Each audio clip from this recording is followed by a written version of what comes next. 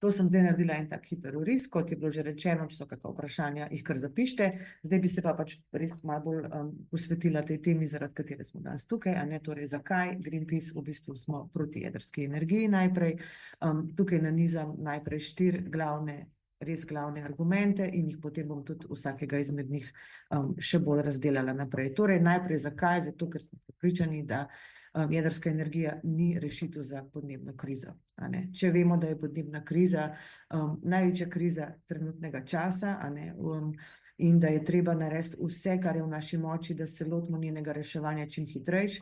Verjamemo, da so obnovljivi viri, torej veter, sonce predvsem, varnejši, učinkovitejši v boju proti podnebnim spremembam. Potem, ker je predraga, a ne, gradnja, vzdrževanje sta dražja v primerjavi z obnovljivimi viri, kot sta veter in sonce, a ne, ki vse bolj, sploh sonce, utrjuje svoj položaj najcenejšega vira elektrike, a ne, pridelave iz sonca.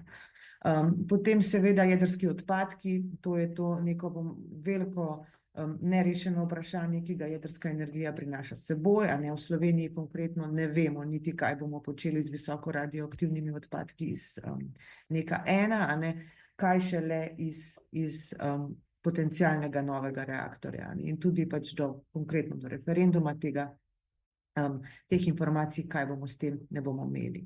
Potem ne nazadnje pa seveda tudi tveganje jedrskih nesreč, Černobil, Fukušima, nas opominjajo na katastrofalna tveganja in seveda posledice, ki jih take nesreče prinašajo za človeka in okolje, kljub temu, da so te nesreče redke, a ne, so pa smrtonosne, če se zgodijo.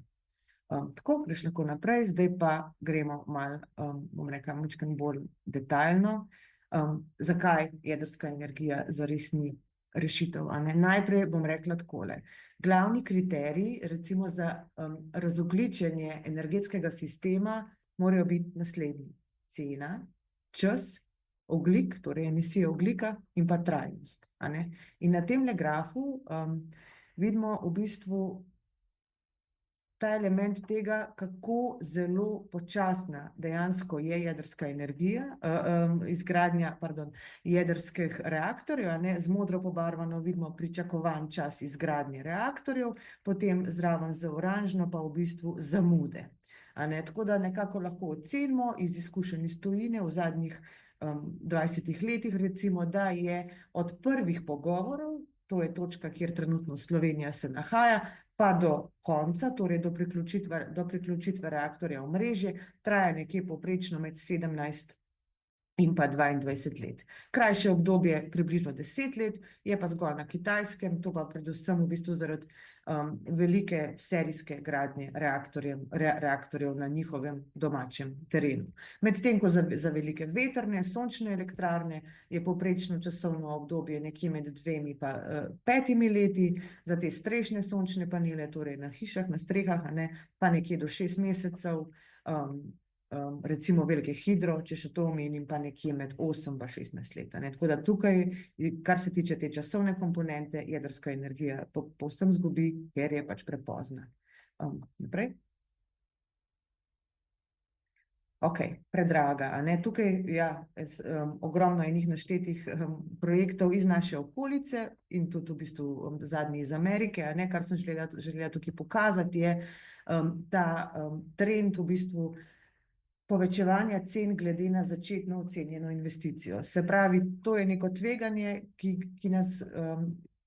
izhaja iz v bistvu izkušenj, a ne. To je nekaj, kar, če pogledamo, Češka, Bolgarija, Slovaška, Finska, Francija, da ne omenjam tega razvpitega primera iz Velike Britanije, torej Hinkley Point C, a ne, kjer je v bistvu so se stroški podvojili, lahko se tudi potrojijo, a ne.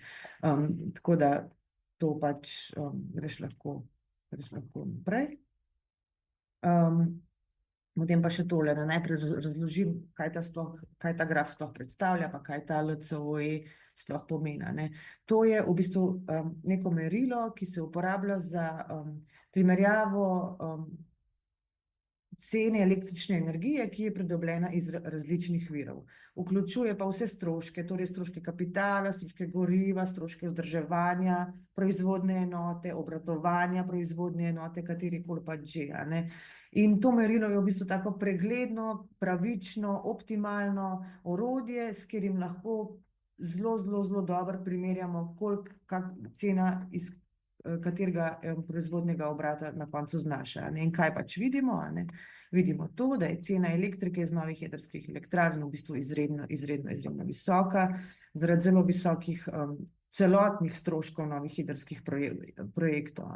In recimo, če gremo konkretno na možno ceno, ki bi jo lahko plačevali za elektriko iz potencialnega JEK2, če se bo zgodil, bi bila recimo nekje okrog 170 evrov na megavatno uro, kar je v bistvu do 3-krat do 4-krat višja, kot pa nesubvencionirana cena elektrike iz novih velikih sončnih in vetrnih elektrarn, kjer ta cena trenutno znaša nekje med 45 in 55 evrov na megavatno uro.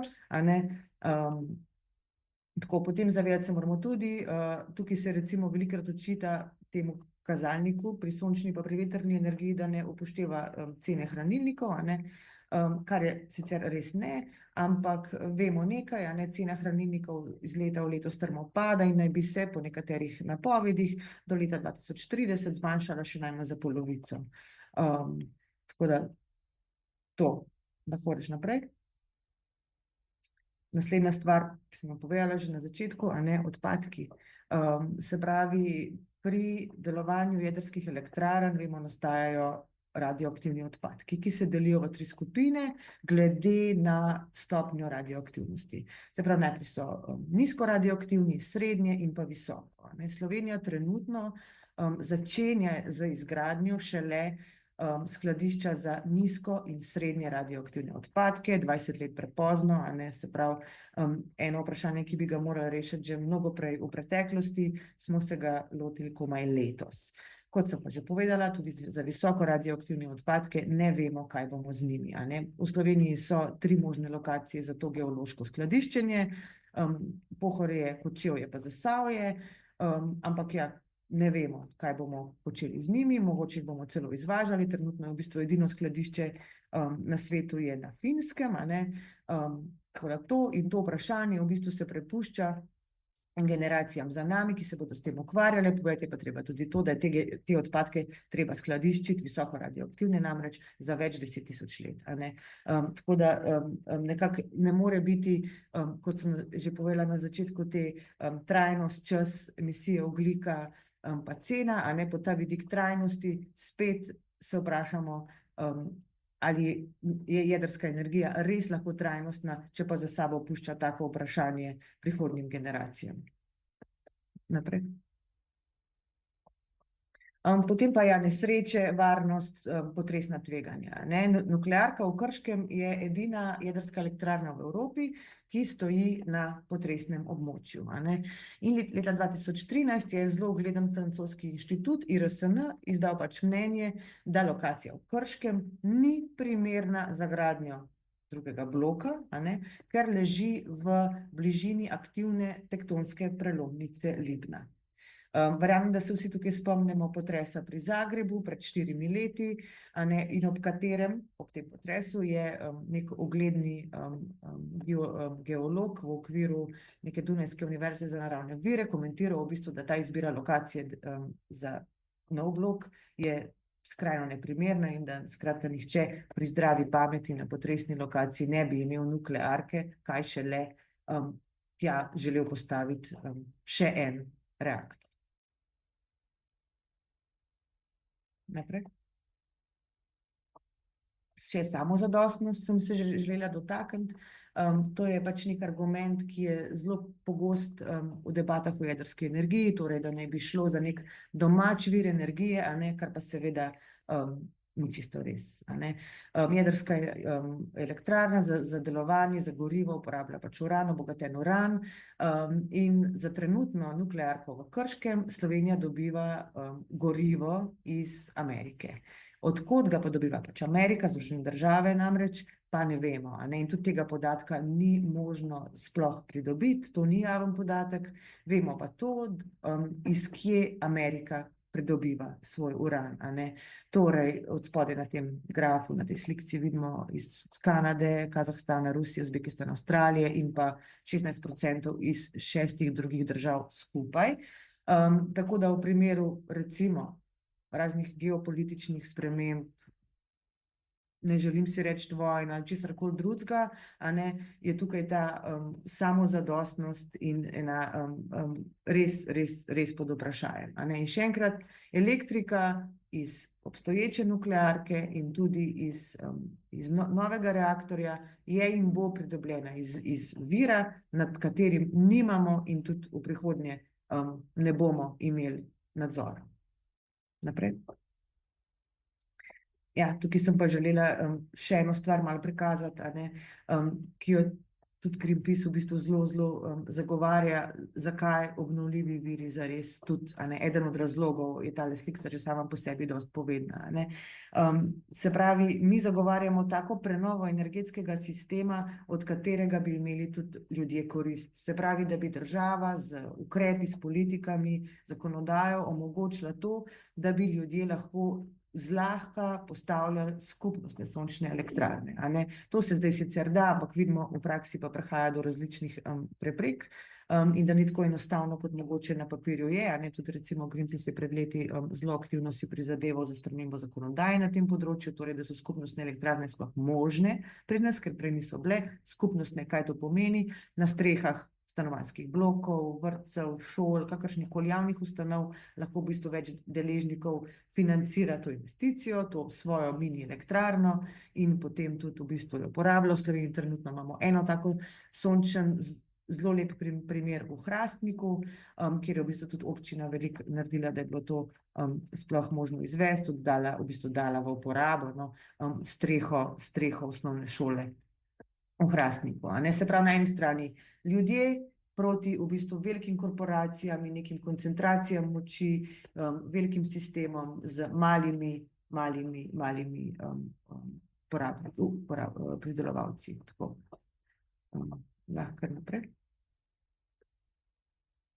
Ja, tukaj sem pa še v bistvu hotela tudi pokazati, kakšni so pa pač trendi, a ne. Seveda ni skrivnost, da se obnovljivi viri energije, delež elektrike proizvedene iz obnovljivih virov res hitro povečuje, a ne. In to obrača trende, tudi potem seveda jasno v cenah, a ne.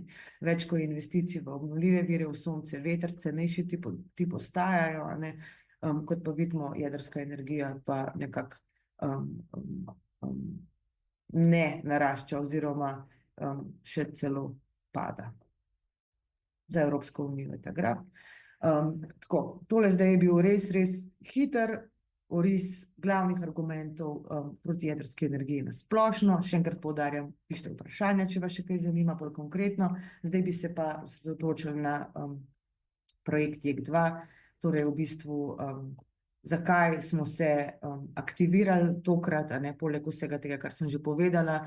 JEK2 kot tak, se pravi tako konkretni projekt, ima res ogromno težav. Ja. Se pravi, nekako stojimo na stališču, da ni prav, da nas v bistvu politika, vlada pošilja na referendum brez informacij, a ne. Se pravi, če Državni zbor razpiše referendum, a ne, v tem primeru posvetovalni referendum, zdaj smo tudi dobili skorajda že potrjen datum, 24. november, potrditi ga mora še Državni zbor. Torej, če je referendum, mi verjamemo, smo prepričani, da morajo volivke, volivci biti pred tem ustrezno, informirano, obveščeni, objektivno obveščeni, čisto v vseh aspektih te investicije, a ne, ker tukaj se gre za največjo investicijo v zgodovini samostojne Slovenije, a ne. Ampak resnica pa pač je, realnost pa je, da informacij za odločanje nimam, a ne. Torej, ne vemo, kdo bo nov jedrski reaktor gradil, ne vemo, kdo ga bo financiral, ne vemo, a se bo v financiranje vpletla država, če ja, kako, a z državnim poroštvom, a s kakšnimi drugimi oblikami, a ne. Ne vemo niti, kaj pomeni to za vse ostale javne sisteme. Tukaj ni bilo, se pravi, ni bila narejena neka analiza oportunitetnih stroškov, a ne, torej česa vsega potem država ne bo financirala, če bo financirala JEK. Ne vemo, kaj, kot sem rekla, kaj bomo z odpadki, a ne. In vemo pa tudi to, da tega do referenduma ne bomo vedeli. Torej, mi bomo šli bomo primorani iti se odločati povsem brez informacij, a ne. Tako da to je že ena taka čist demokratičen razlog, da nekako ni prav, da je in da se nam zdi ta referendum izsiljen in smo prepričani, da v bistvu politika želi legitimizirati ta projekt, se pravi ljudi nekaj vprašati, brez kakršnekoli podlage, da bi potem lahko, bom rekla, izvajala naprej svoje mahinacije. Drugače tukaj ne znam povedati, a ne. Potem vodenje tega projekta do zdaj, kar smo videli, pa mi res zelo podrobno spremljamo, pač kaj se dogaja za zaprtimi vrati, a ne, na nek nevključujoč, netransparenten način.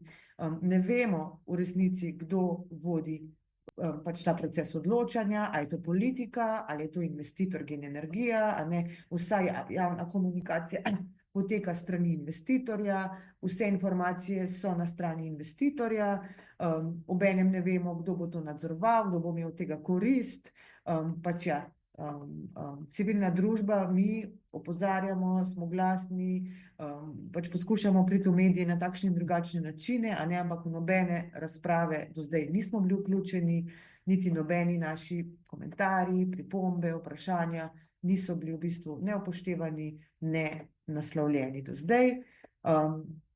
Povedati je treba tudi mogoče to, da je bil iz vseh postopkov odločanja izločeno Ministrstvo za okolje, podnebje in energijo, a ne, torej, da v bistvu res to poteka za zaprtimi vrati pod vodstvom novega državnega sekretarja, ki je bil imenovan v kabinet predsednika vlade lani poleti. On prihaja iz vrst Gen energija, torej strani investitorja, zdaj je šel pač bil poklican v politiko in on v bistvu vodi ta projekt, a ne. Potem je pa še tukaj za omeniti seveda referendumsko vprašanje, verjamem, da ste ga že zasledili, a ne, torej ga lahko še enkrat povem, ali podpirate izvedbo projekta JEK2, ki bo skupaj z ostalimi nizkoogljičnimi viri zagotovil stabilno oskrbo z električno energijo.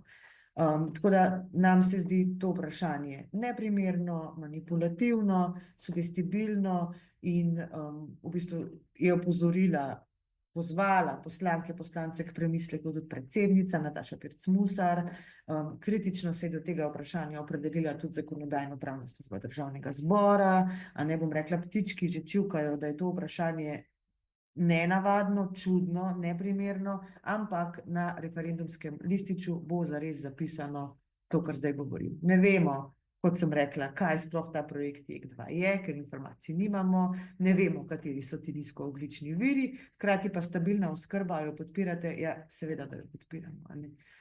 Tako da to. Pa, kaj še ne vemo, a ne? Ne vemo, kaj so v bistvu alternative novi jedrski elektrarni, a ne. Do današnjega dneva ni bila pripravljena strani politike niti ena neodvisna študija o možnih alternativah, in strokovnjaki v bistvu že vrsto let opozarjajo na to, da je potrebno narediti scenarij z zgolj obnovljivimi viri energije, ampak ga pač vlade nikoli niso naročile. Zato ne vem, kako bi se JEK2 kosal z alternativnimi načini porabe tudi javnega denarja konec koncev, a ne. Vemo sicer, da tehnični potencial sončnih elektrarn v Sloveniji je več kot zadosten, a ne, to po raziskavi Inštituta Jožefa Stefan iz leta 2018 so v bistvu ugotovili, da je tehnični potencial sončnih elektrarn na strehah obstoječih objektov v Sloveniji skoraj dvakratnik tedanje proizvodne električne energije, in to je v bistvu vse, s čimer operiramo, oziroma kar vam jaz lahko ta trenutek na to tematiko zares povem, pa oprijemljivega dam.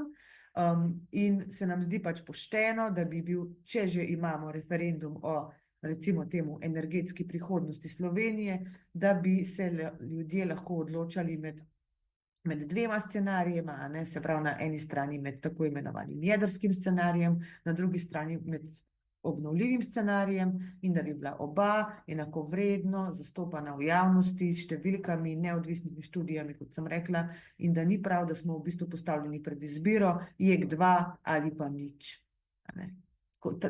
Tak nek diskurs je zaznat strani investitorja, v medijih se veliko neka tak sentiment pojavlja, da pač če ne zgradimo nuklearke, pa potem nič, a ne. To seveda ni res, ampak s konkretnimi podatki pa žal pač ne razpolagamo. Okej. Zakaj smo še proti JEK2? Zato, ker je finančno in korupcijsko tveganje previsoko. Kaj to pomeni? Ne, kot sem že povedala na prejšnjih slajdih, pokazali iz grafov, pač videli, da je jedrska energija v bistvu, lahko rečem, pregrešno draga in da se v zadnjih letih še podražuje, a ne. In v bistvu najbolj optimističen scenarij investitorja, torej Gen energije, kaže na to, da bo najmanjši tip reaktorja, 1000 megavatni, a ne, brez stroškov financiranja, pa brez stroškov inflacije, stal vsaj 10 milijard evrov, a ne. Če računamo v tem času še neko, recimo, 3% inflacijo, tukaj dodamo gor še 5 milijard evrov. Potem stroški posojila, kredita, a ne, še dodatnih 5 milijard evrov, torej recimo zelo konzervativno smo tukaj nekje na 20 milijardah evrov za najmanjši možen reaktor. Če bi imeli večji reaktor, se pravi, tam nekje se govori do 1600 megavatov, je izhodiščna cena za investicijo, se pravi, za postav ta reaktor, približno 16 milijard evrov, potem gremo spet na inflacijo, ki teh 16 milijardam evrov doda še 8 milijard evrov, se pravi, če to malo zračunamo, jasno povemo, da obseg te naložbe kaže na to, da bo to zagotovo največja investicija v zgodovini Slovenije, a ne, in tudi če ne bi šlo nič narobe, če bi, bom rekla, če ne bi bilo nobene korupcije in ničesar, bi JEK2 zelo obremenil državni proračun, povečal bi dolg na eni strani in na drugi strani potem zmanjšal prostor za druge naložbe, a ne. Ampak vemo pa še nekaj. V zadnjih 20 letih v Evropi ni bilo niti enega projekta na področju jedrske energije, pri katerem ne bi prišlo prvič do zamude, tudi smo že povedali to, in pa do prekoračitve začetnega proračuna, a ne. Tisti projekti, ki smo jih prej našteli, recimo Češka, Slovaška, Finska, to so pač dejstva, ki nas učijo na to, da se lahko cena, se pravi, če trenutno rečemo nekje med 9 pa 16 milijard evrov, 10-16 milijard se pogovarjamo, lahko naraste 2-krat, 3-krat. A ne. Naprej o financah, če jih še majčkeno bolj razdelam, ne, oprosti, greš lahko nazaj, sem mislila naprej, tako, ja, oprosti, ja. Cena električne energije na položnici bo višja.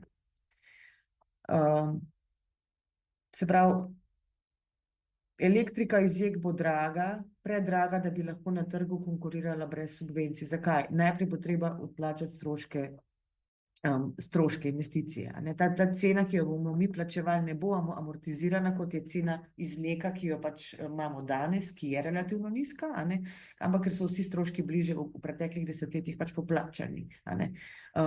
Tako da v bistvu cena, s katero se pa operira, s katero investitor operira in jo lansira v javnost in o njej govori, je stroškovna cena elektrike, a ne. To je pa, bom rekla, za končnega uporabnika, za nas, za ljudi, ki plačujemo elektriko, najmanj pomembna vrsta cene, in ta znaša, torej po oceni investitorja, 45 evrov na megavatno uro. Ta cena, ki izraža oceno stroškov JEK2 za proizvodnjo elektrike, ni relevantna za končne porabnike, kot sem rekla, zato preden bodo povrnjeni vsi krediti od JEK2. A ne, v najbolj optimističnem scenariju bodo ti krediti povrnjeni leta 2070. Ja. Pa če prištejemo še vse zamude, pa to, kar sem povedala, se pravi 2070 najbolj optimističen scenarij, a ne. In naprej.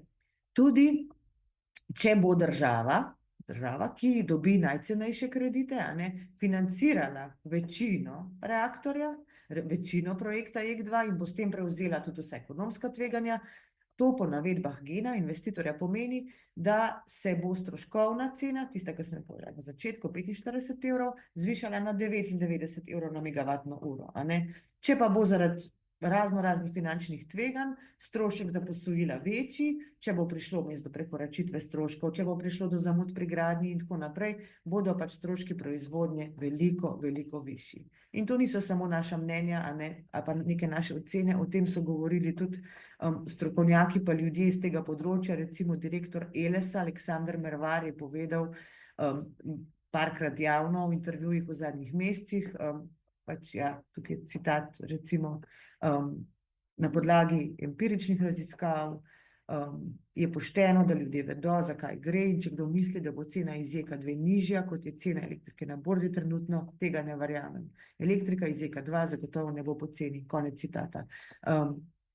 Tako direktor Elesa, a ne. Potem direktor HSE, Tomaž Štokl, isto, a ne, trdi, da pod 120, 130 evrov na megavatno uro bomo težko lahko računamo na ceno nižjo od tega, a ne. Torej, če gledamo primere iz tujine, če vidimo, kaj so trenutno prognoze, tržne cene, se gibamo nekje tukaj, tudi konec citata, a ne. In še, če koga zanima, lahko še potem tudi kaj podelim na to temo, ampak to je ena od skrbi. A greš lahko kar naprej? Zdaj pa še zadnja točka, ne, nazaj, na ti slajd z besedilom, to je. Zdaj pa še zadnja točka, zato ker JEK2, a ne, prelaga pomembne rešitve v nedoločeno prihodnost. To sem že majčkeno nakazala na začetku, ko sem govorila o tem, da je jedrska energija prepočasna, a ne, da bi lahko bila v bistvu rešitev za podnebno krizo, zato ker moramo uporabiti vse rešitve, ki so pač na voljo tukaj zdaj, in ne čakati na neko magično rešitev čez 20-25 let, a ne. In katere vse rešitve prelaga v prihodnost, a ne. Manj JEK2, če bomo res po tej poti šli, pomeni manj denarja za preobrazbo mobilnostnega sistema. Meni manj denarja za zdravstvo, za pokojninski sistem, za javno šolstvo, za javni prevoz, a ne. Pač velike državne investicije, kakršna ta bo, lahko trdimo, da pomenijo krčenje socialne države, a ne. In recimo, milijarde evrov, ki jih trenutna vlada vlaga v vojsko, bodo pomenila, lahko rečemo, reze pri, ali pa bodo rezultirala pri pokojninski pač reformi, znižanju pokojnin in tako naprej, zvišanju upokojitvene starosti in tako naprej, a ne. In take ogromne investicije, za katere pri katerih je v bistvu država edina, ki lahko za njih jamči, vodijo v državno varčevanje, a ne, in namesto, da bi država pač poskrbela, ne vem, za javni prevoz otrok v šolo, a ne, pa v bistvu najema zasebne ponudnike prevoza, ki v bistvu niso zanesljivi, dobri. Nek tak čist malo butast mogoč primer, ampak nekaj takega, a ne. Ali pa recimo, ker je zdravstveni sistem postaja predrag, se je recimo naša država letos lotila ukinjanja dežurnih zdravnikov po nekaterih manjših krajih, a ne. To so vse take male stvari, ki pač pri neki veliki investiciji se bodo na tak način, si upamo trditi, rezultirale, a ne. Potem naprej, ja, lahko spet rečemo, JEK, če se bo zgodil, bo tukaj leta 2040, prej ne, a ne, to vemo pač po izkušnjah iz tujine in splošni oceni časa gradnje takih kompleksnih velikih infrastrukturnih projektov, kakršna jedrska elektrarna pač je. In pa kaj še prelaga v prihodnost, smo tudi že povedali, pač vprašanje odpadkov, a ne. Ni pravično in ni prav, da gremo na referendum, brez da bi vedeli, kako bo ta problem pač rešen, to breme prelagamo na generacije, ki prihajajo za nami. Pa naprej. Ja, to so pa, da sem s tem nekim predavanjem, mogoče vsebino, mogoče malo zaključila, zdaj bi pa še na hitro povedala, da kaj smo mi pa že v prejšnjih mesecih v bistvu počeli. Smo se povezali in veliko sodelovali tudi z drugimi nevladnimi organizacijami, predvsem z Umanotero, Fokusom in pa PIC-om. Imeli smo več novinarskih konferenc v nekih ključnih trenutkih odločanja v državnem zboru, med drugim smo zahtevali tudi odstop državnega sekretarja, tega, ki sem ga prej omenila, za nacionalni jedrski program. Opozarjali smo na to, da bomo se v bistvu da je to referendum na slepo, da se bomo odločali brez informacij, opozarjali smo na vprašanje ni primerno in tako naprej, se pravi, zgodilo se seveda na žalost ni nič. Ampak zdaj v zadnjem mesecu pa v bistvu planiramo, torej od nekje 24. 25. oktobra pa do konca, do 24. novembra, dan, ko naj bi bil referendum, pa pač planiramo aktivno kampanjo proti izgradnji JEK2 zaradi vseh naštetih razlogov. Če je pa še karkoli ostalo nejasnega, pa še enkrat povem, me pa vprašajte. Zdaj pa mislim, da bo še Aleš par stvari povedal, kako pa na kakšen način se pa lahko vključite. Hvala, ko ste